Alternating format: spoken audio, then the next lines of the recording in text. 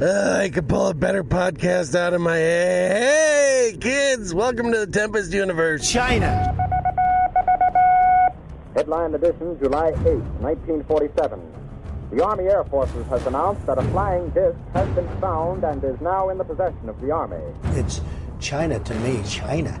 Army officers say the missile, found sometime last week, has been inspected at Roswell, New Mexico, and sent to Wright Field, Ohio, for further inspection. I occasionally think how quickly our differences worldwide would vanish if we were facing an alien threat from outside. China. This is the Tempest Universe, man. Hold on to your ass. You're in for a hell of a ride.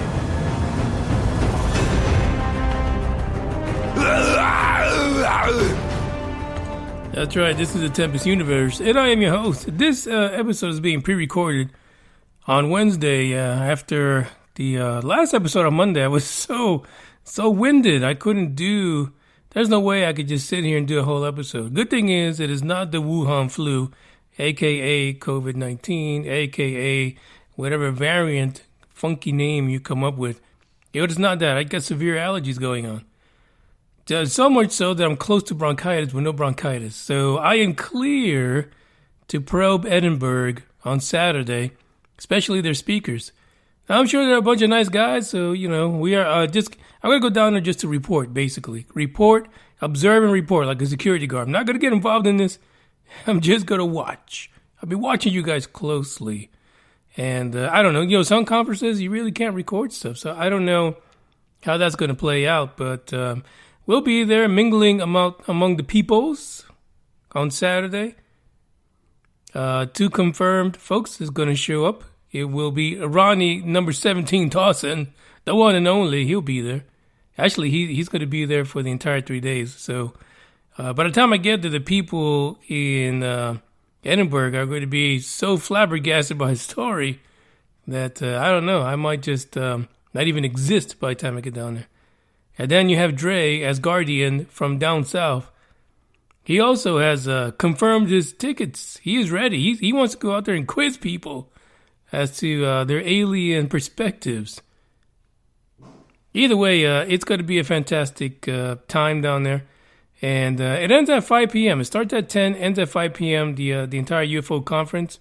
So I would imagine there's going to be some after-conference activities. Whether or not they make it to a YouTube video, I don't know. We'll have to figure that out. Even a live YouTube UFO video, a live post-conference YouTube video could happen. As long as I can find good Wi-Fi. Otherwise, forget about it. It'll all be pre-recorded. Today we got 4 stories to talk about. There's some crazy news in here. There's stuff that's pretty amazing. Something everyone's been waiting for some time has finally come out. And, it's a story that really should become mainstream for at least a week. It is a perfect backup story to everything we've been witness to the last 3 years when it comes to Tic Tac UFOs and UAP reports and stuff like that. I think it's almost 4 years now.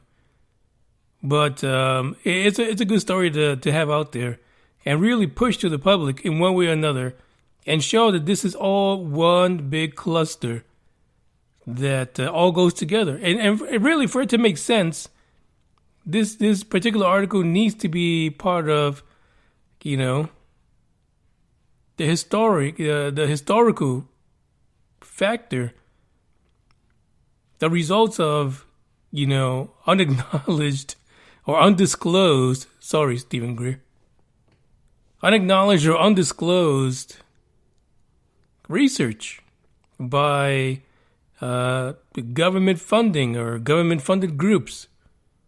It's really important that people put this into perspective in a really good way so that the general public could get the idea, because I still don't think they do. I really don't think they do, but this article is the one that should be put in that light.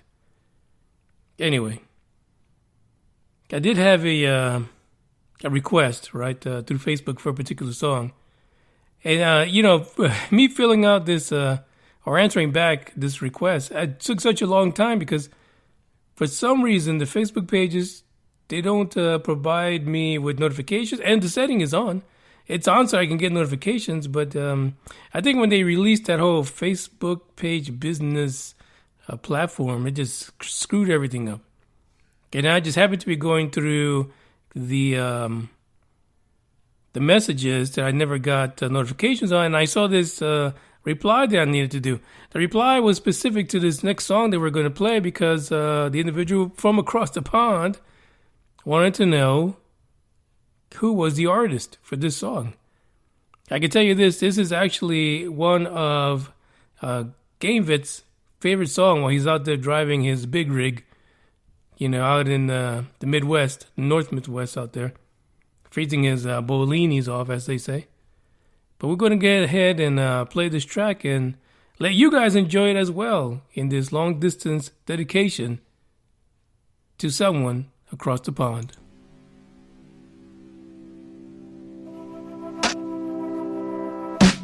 I'm a selfish kind of person with a soul trying to fly. I aim to break the laws of nature and learn to love before I die. I was naked then, I'm naked now. And my nakedness is my sole account. I'm unfaithfulness, I'm a fucking clown.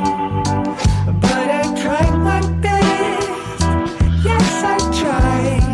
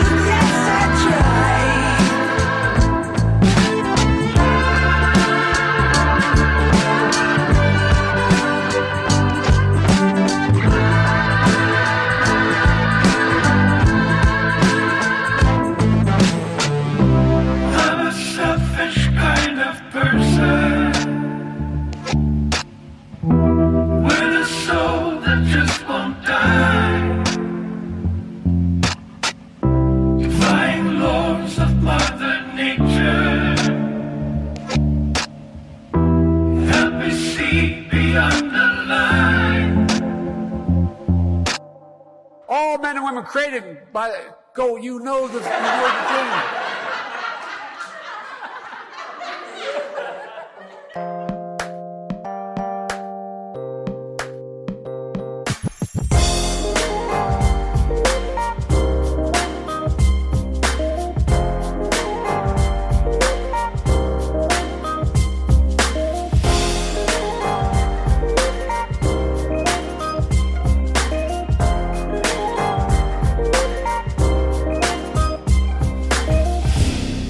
legendary spoon-bending maverick Uri Geller claims he was hit by a UFO when he was about 5 years old. How can you get hit by a UFO and survive it? Like, he survived. Maybe that's what gave him his powers of bending spoons. I don't know. It's possible. Uri recently saw the report that we were talking about on Monday, or the previous episode, regarding the 2021 incident with the U.S. Navy warship being followed by two gigantic balls of light that were like vehicle size, like a small car. And these things just, were behind about a half mile or so behind the warship, just following it like nothing. They didn't give a damn. They were there for days. Uri says, oh, yeah, I get this. He says, many pilots back in the day reported seeing balls like this. These balls of light following their airplanes. In WW2, they called them the Foo Fighters. Uri says that, sometimes, folks, science types, would like to say these are balls of lightning. But unfortunately, they seem to appear to have very conscious control. Not something that just happened naturally out of the blue, out of freaking chaos of a storm. These things act like they're being controlled. Hashtag like that report we had from October of 2021. Uri goes on to say that when he was 5 years old, he had a incident with a bizarre ball of light, which not only did it follow him, it eventually struck him. I just have to do like a PSA announcement here, please. Can we just stick to orbs? People get hit by balls every day, all day, and night. So it's kind of like a miscategorization here of these things. These are orbs, light orbs. They just call them orbs. People getting hit by balls there's nothing significant about that. It's ancient. But when you say they're orbs, it makes them a bit more mysterious, a bit more interesting, I think.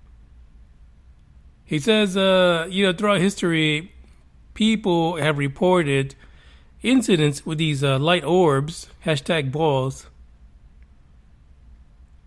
And he says, it's possible these things are just watching us. These orbs may be just here to observe. And if you take what he's saying and you apply that to what happened to that U.S. warship, is exactly what went down. These gigantic car-sized orbs were following, probably observing, or maybe distracting. That's the only thing people don't really talk about. What if these things are there really to distract? Maybe they're not some kind of inside joke, training joke, right, for a training exercise. Because, of course, kind of like the Nimitz, this particular U.S. warship was also in a training routine before deployment. But what if these things are not secret U.S. technology? What if these things are just there to distract for something else that might be happening in the area? Because I guarantee you, if you see two VW bug balls in the air emitting a lot of lights, you are going to be distracted for sure. And if these things are following you and you're armed to the teeth, that's another thing, This is not a situation where something could not have gone down. As a matter of fact, these guys had some kind of new technology they were testing, which related to putting a stop to drones. And nothing happened. Their technology failed when they tried to test it on these things. So, it's twofold, right? Either this is some kind of a training situation where, we just so happen to have two gigantic drones and your technology isn't worth shit that you probably spend about, $2-3 billion on. Or these are actually the same, orbs that attacked Uri Geller. They would be about 70 years older themselves. That's probably why they're so huge. Uri went on to say, he thinks that these aliens, these orbs, these floating light bulbs, light bulbs, light bulbs, it might be light bulbs, who knows? He said that these things are around us. The aliens are all over, that they're going to help us live to we're 220 eventually. But he also said that along the lines of just historically human beings having contact with these type of extraterrestrial situations.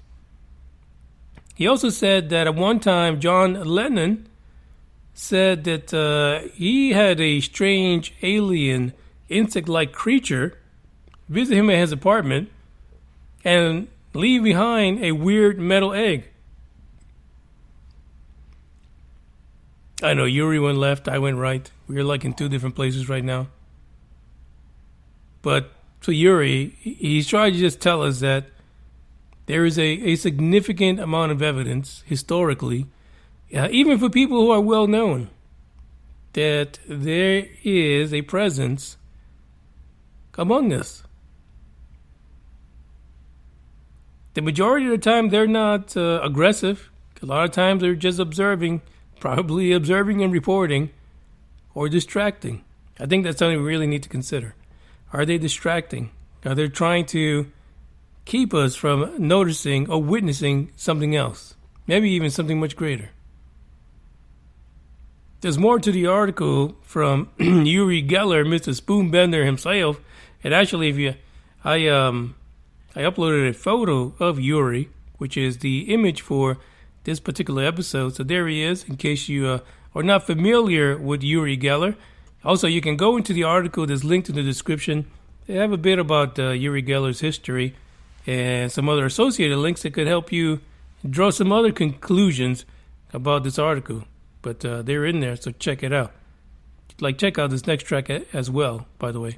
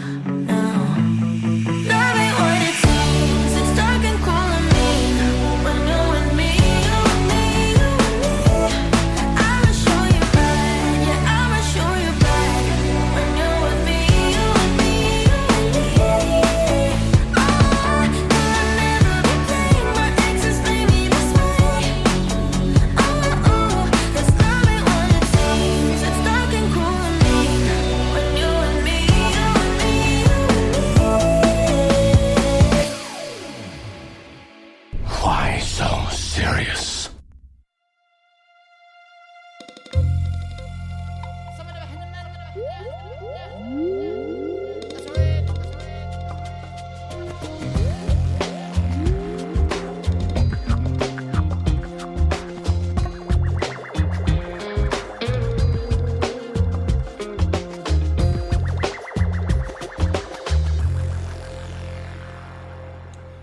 This next article is one that I feel should have come a long time ago.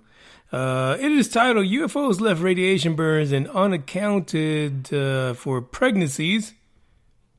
New Pentagon report claims. So this is a FOIA request that was finally fulfilled by the U.S. government, right? Now, the funny thing is that the individuals that put down this request was the UK Sun. That is completely nuts. 1,574 pages of material. 4 years ago, the UK Sun, after learning about ATIP, they decided to send in a FOIA request for any documents related to the program. It took 4 damn years for the U.S. Defense Intelligence Agency, or the DIA, to release the information. This is one of my biggest gripe, right? When we found out about ATIP and everyone involved, one of my biggest gripe was, why don't you just let us know what the hell happened? It wasn't just the Tic Tac incident, the Go Fast, the gimbal. Those weren't the only things that they looked at. And the funny thing is that they would say that all the time. You know, like Louis Elizondo and them, back in the beginning, said, there's so much more out there. There's just so much more. But they never say what it was, right? Because it was still classified or whatever. Okay, I get it, you know. But they fired you. They got rid of you. Or you quit, actually. You resigned. But nobody really knows, right?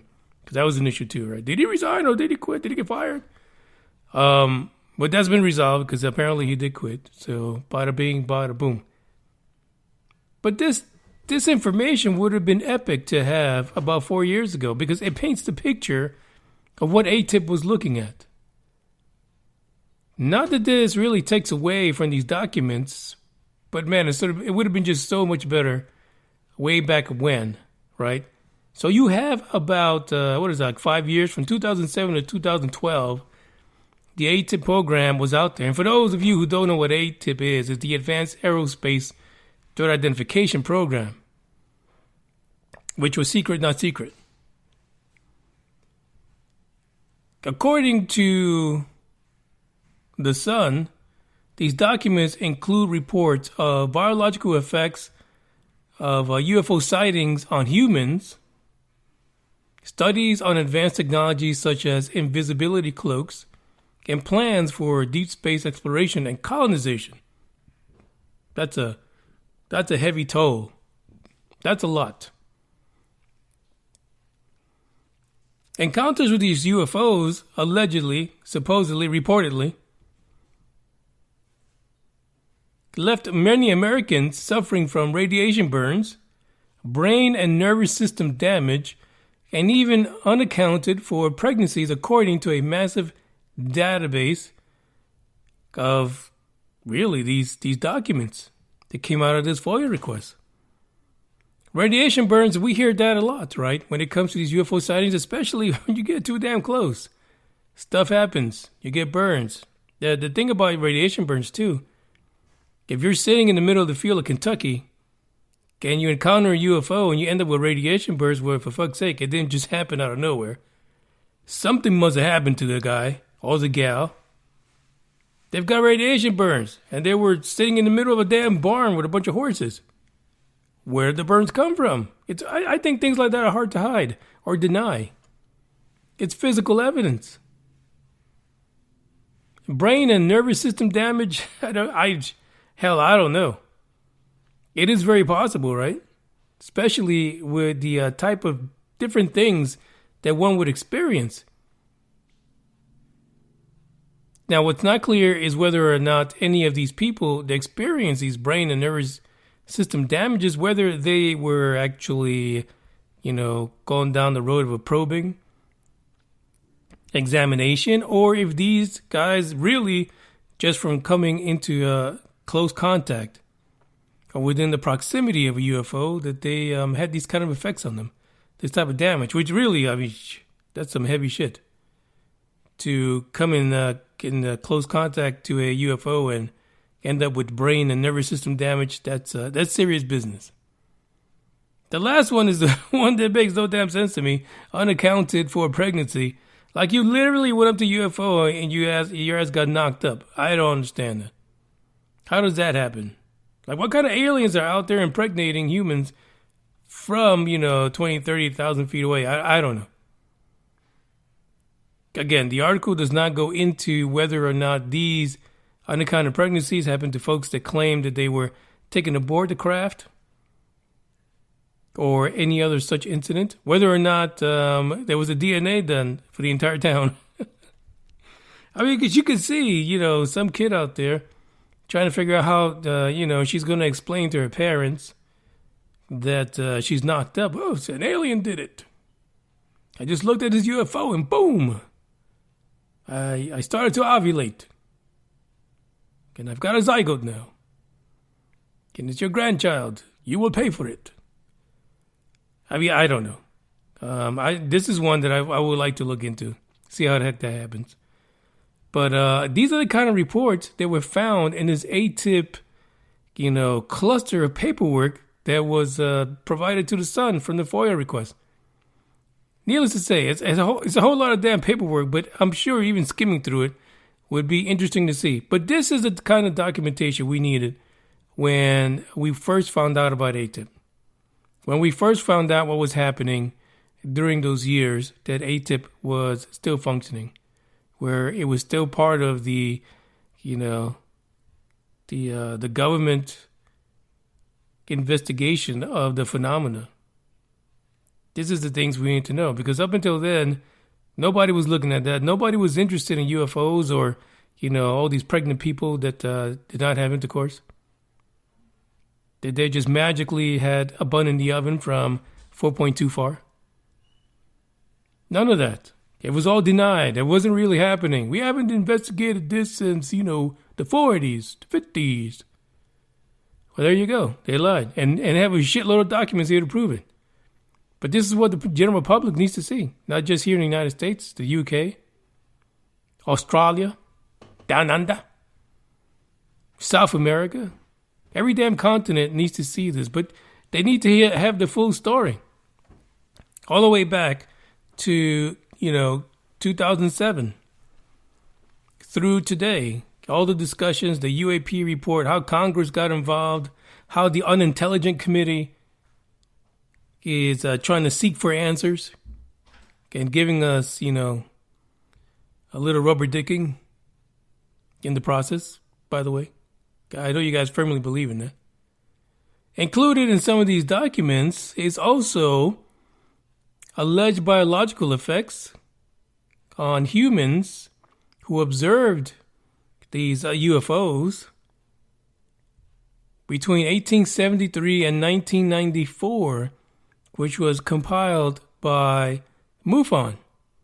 And for you cat lovers out there that also like UFOs, I know you guys like saying MUFON. So Mew to you, but it's MUFON. So that's in there as well. So there is a significant study that was conducted by ATIP. It wasn't just taking reports from, military personnel. There was more to this. There was more to this for this to include a compiled data from MUFON. You can't make this shit up. As much as people say that a lot of people just have a bunch of conspiracy theories, the documents are coming out. The reality is there. Someone just has to piece all this shit together for the general public that, by and large, is ignoring all these things because gas prices are high. The Vladimirs are arguing. And we're losing all the water on the planet. In other words, life is going to hell in a handbasket. So who gives a fuck about aliens? That's all I'm saying. There's more to this article. Check out the link in the description. And if you get a hold, I'm going to try to search for this documents. Hopefully, the Sun has made it public by now. But I'm going to get a search to it because I really do want to go through it and maybe come back for the next few episodes with a selection of the ATIP memoirs just for you guys. Check this out.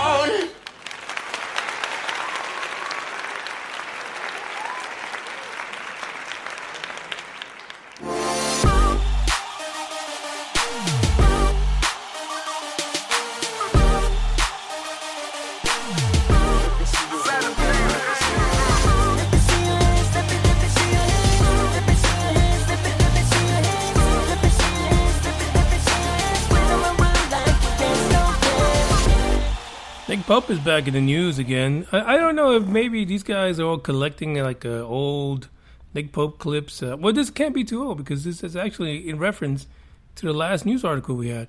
But Nick Pope is out there. He says, hey, guess what? We are closing in on them.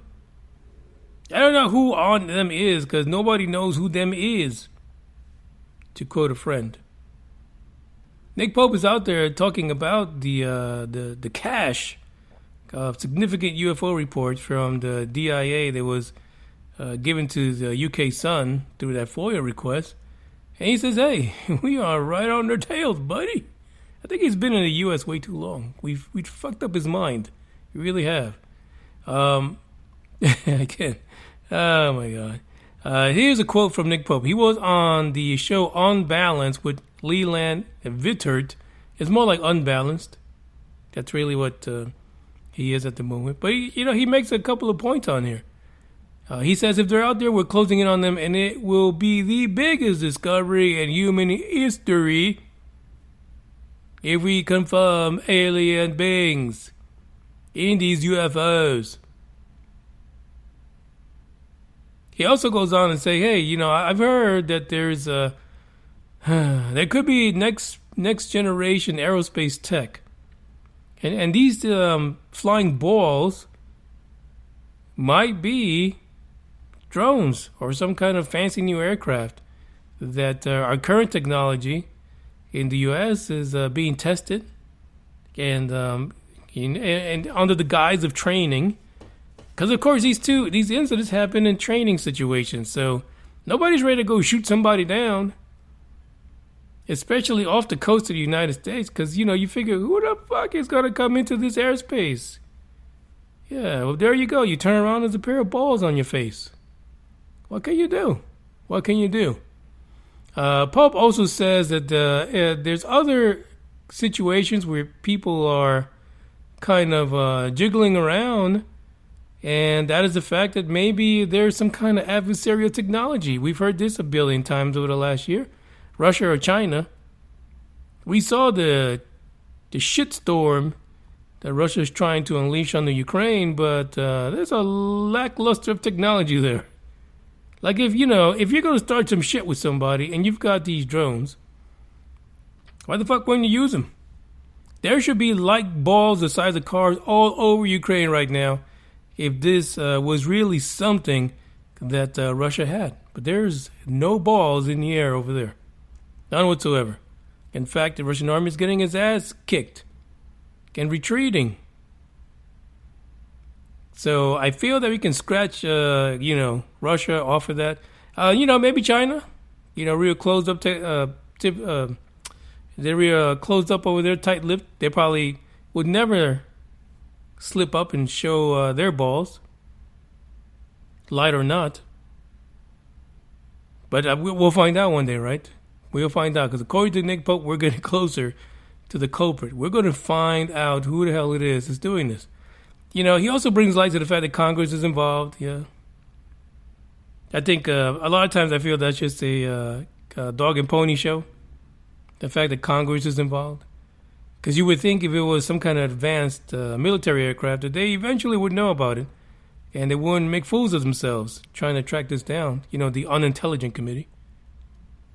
But they're still working on it, I'm sure. And he says that the only reason they're doing it is because they finally realized after decades, almost a century, that this could be some kind of a national security issue. No shit, Sherlock. No shit. Here's a quote from Nick Pope. He says, the other thing is we've got a lot of more evidence than we've previously had in this case. And we always knew pilots saw these things, but it's the DOD themselves that have recently put some of this on their website. And he's right. Everybody's coming out the closet now when it comes to UFO and ufology. Everybody wants to report. Everybody wants to be part of the action. Hell, there's film producers, producing companies that are now suing each other over the title of their work, because they can turn. You can't write this stuff. This is the thing now. It is a thing to see an alien, to get probed, to be someone famous, and see an alien or a UFO. Like that's the chitsnit. That's what's happening. Either way, Pope says the chances of us finding out what these UFOs are stronger than it ever was. That could be possible, only because there are a lot more people who are looking, but the conversation is still not controlled by the people. It's not. It's controlled by those who have the information, and the people don't have all the information. They don't have very much at all. There's more in the article regarding Pope and his stance on this, which we know what it is.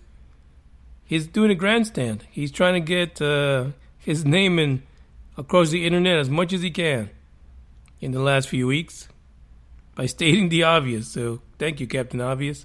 I really appreciate it. One more article to go before we end this puppy for today. Gotta go because my throat's getting pretty dry.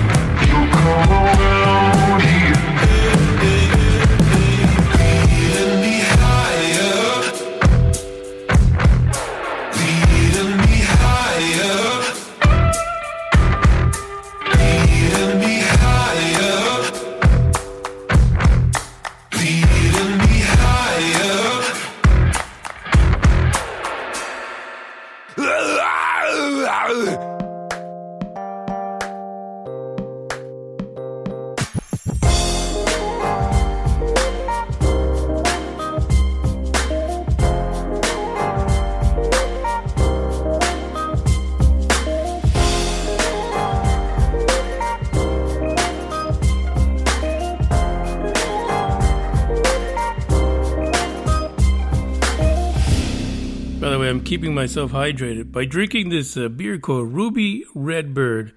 It's grapefruit and ginger. Who in the hell came up with that? What kind of psycho are you? What the hell is wrong with you? But I can't stop drinking it. I don't understand. I don't understand how this works. But the taste when you first have it is pretty damn weird. It's out of this world. Since we're talking about UFOs and aliens. Apparently the folks at SETI think it's time to send another message to aliens. They're contemplating putting together a maybe even a set of messages that go out periodically with timestamps to kind of record historically humanity's, longing for deep, deep, deep space.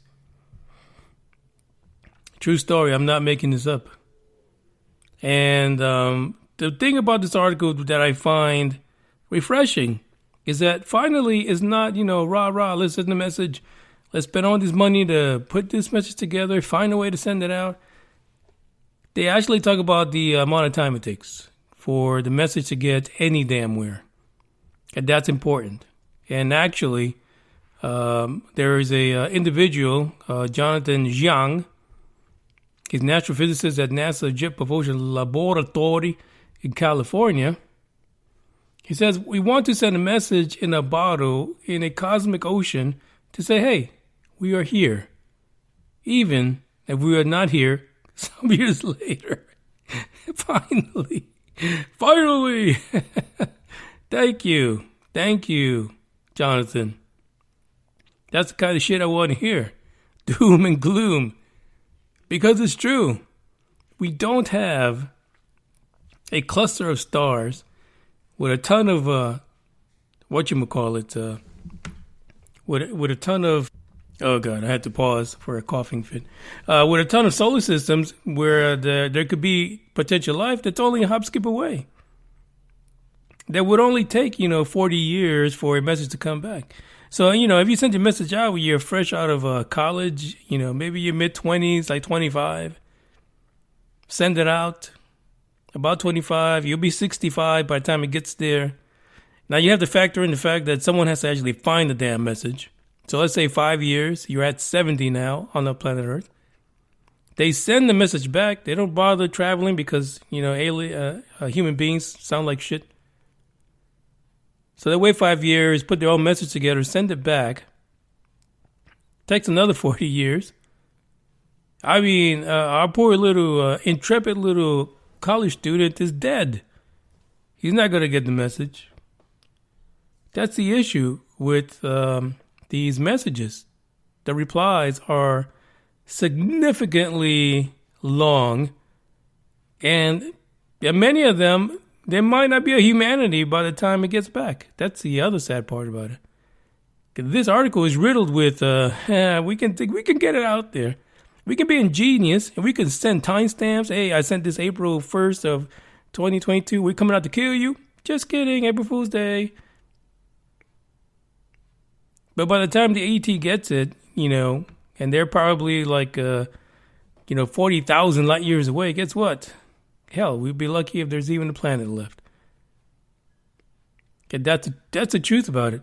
A message that was sent out by Arecibo, the former satellite, landlocked satellite in Puerto Rico, was taken out by that storm a couple years ago. This message was sent to a globular star cluster, M13, back in 1974. That message is only 0.2% of the distance that it needs to reach that particular star cluster. 0.2%. Why is that? M13 is 25,000 light years away. They and the damn person that put that message together, they even figured they'd be alive to get that return message. Hell, they probably none of them even think that our receiver would be there, to be honest, let alone Puerto Rico. The thing is, why send the message anyway? Maybe most of them hope that it gets intercepted on the way over there. Maybe some passing by alien cruise ship will pick up the message and follow it back. But shit, this message has a long way to go. And again, by the time it gets there, as a civilization, we might not even be here, to be honest. Hell, the way things are going, it might be a planet of the apes. It might be a planet of lizard people running the show. But they're still thinking about it. They're trying to get ideas of how to send it, when to send it, and get into a planning stage to get this message out there.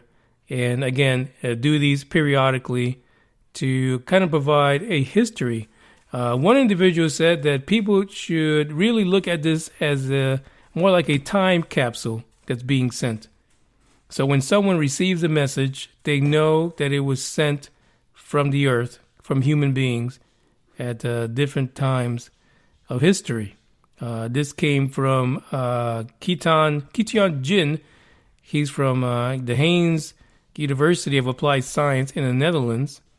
And he says, so they can know our history. They can build upon that. I don't think anybody wants to build upon our history, but it'll be interesting, if in 25,000 years, give or take another, 99.08%. It'll be interesting what an alien civilization would think of our message, number one. And number two, whether or not they'd be interested in even dealing with all the shit we have going on. Because, according to Nick Pope, E.T. will not come here because Will Smith smacked the shit out of Chris Rock. That is what I have for you today. I'm trying to save my voice for a little more. Thank you for listening. Hopefully, we'll have a lot of content coming out of this Edinburgh conference down in Edinburgh, Texas. At the very least, we'll at least get on the YouTubes and eventually have like a live recap of the situation. Hopefully nobody gets kicked out, Hopefully we don't get the boot from the conference, because that would be interesting also as well. Keep the cameras rolling. We'd like to see how that goes down. And thank you guys for listening. Have a great weekend, and we'll chat next week. Ciao. I don't give a damn. I don't really care about you and your problems. I don't give a damn. You talk way too much. I have heard enough about you and your problems. I don't give a damn. I don't give a damn. I don't give a damn. I don't give a damn. I don't give a damn. You wanna be with me. You wanna feel something real, but I'm feeling differently. You're making plans to get to friends, but don't wanna face the fact that I ain't got time for that. Staying up late, sleeping all day, dreaming about Cadillacs. Buying new shoes, hanging by the pool, sipping on Coke and Jack. Calling my phone when you feel alone, but I'll never call you back. 'Cause I ain't got time for that. I don't give a damn. I don't really care about you and your problems. I don't give a damn. You talk way too much. I have heard enough about you and your problems. I don't give a damn. I don't give a damn. I don't give a damn. I don't give a damn. I don't give a damn. You're mad at me for not giving you comfort. You say that I'm away so much, and now you don't feel the way you felt when we were younger. But that's okay for me, 'cause I don't give a damn. I don't really care about you and your problems. I don't give a damn. You talk way too much. I have heard enough about you and your problems. I don't give a damn. I don't give a damn. I don't give a damn. I don't give a damn. I don't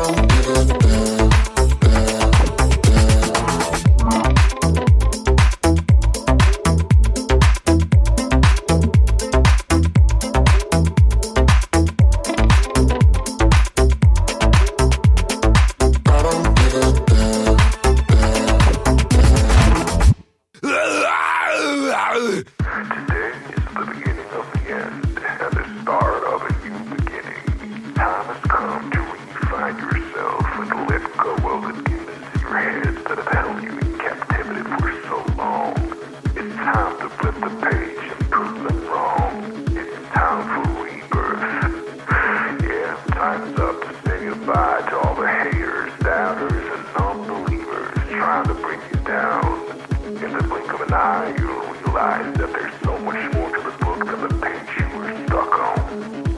Finally, you will feel free to live a life you love living instead of the life you think other people want you to live. Remember, you're the highest authority when it comes to knowing what you want and what you love. So stop trading yourself for the approval from others. Ladies and gentlemen, weirdos and geeks, please repeat after me. I don't give a fuck.